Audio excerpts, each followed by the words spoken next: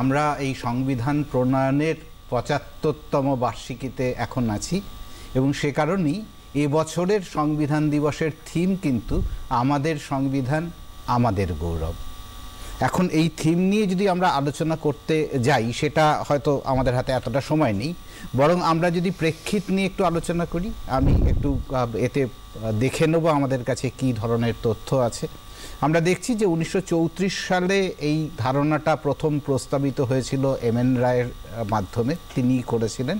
১৯৪৬ সালে ক্যাবিনেট মিশনের যে পরিকল্পনা, সেই পরিকল্পনা অনুযায়ী আমাদের সংবিধান সভা বা কনস্টিটিউয়েন্ট অ্যাসেম্বলি গঠিত হয়েছিল। ৩৮৯ সদস্য নিয়ে শুরু হয়েছিল। তারপর ১৯৪৭ সালে পাকিস্তানের সংবিধান সভাটা আলাদা হয়ে যায়, ফলে ভারতের সংবিধান সভার সদস্য সংখ্যা একটু কমে এসে ২৯৯-এ দাঁড়ায়। এর প্রথম অধিবেশন হয়েছিল ৯ই ডিসেম্বর ১৯৪৬-এ এবং শেষ হয় ২৪শে জানুয়ারি ১৯৫০, কারণ ২৬শে জানুয়ারি ১৯৫০-এ এই সংবিধান গৃহীত হয়েছিল। প্রথম বৈঠক ডক্টর শিশিরানন্দ সিনহা, তিনি অস্থায়ী সভাপতি নির্বাচিত হয়েছিলেন এবং তারপরই ১১ই ডিসেম্বর ১৯৪৬-এর যে সভা, সেখানে ডক্টর রাজেন্দ্র প্রসাদ স্থায়ী সভাপতি হয়েছিলেন। Doctor B.R.. আম্বেদকর, উনি ছিলেন সংবিধান প্রণয়নের যে কমিটি তৈরি হয়েছিল তার চেয়ারম্যান এবং ২৬শে জানুয়ারি ১৯৫০, আগেই বলেছি, এটা কার্যকর হয়। কিন্তু ১৯৫২ সালের যে নির্বাচন সংগঠিত হয়েছিল সেই সময় পর্যন্ত কিন্তু এটাই ছিল ভারতের সংসদ।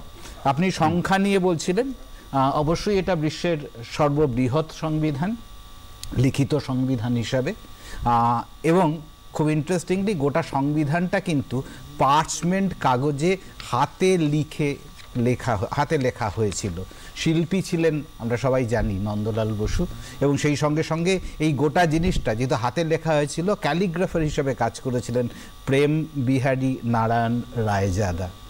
এই সংবিধানের বিস্তারটা যদি আমরা একটু ভেবে নেওয়ার চেষ্টা করি, এর ২২টা ভাগ আছে, আমরা যেটাকে পার্ট বলি। ৩৯৫টা আর্টিকেল বা অনুচ্ছেদ আছে।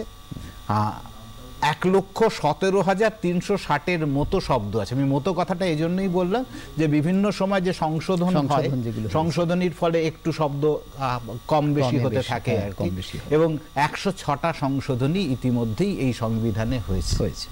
এইটা মোটামুটিভাবে আমি সংবিধানের বিস্তারের কথা আনলাম আর কি।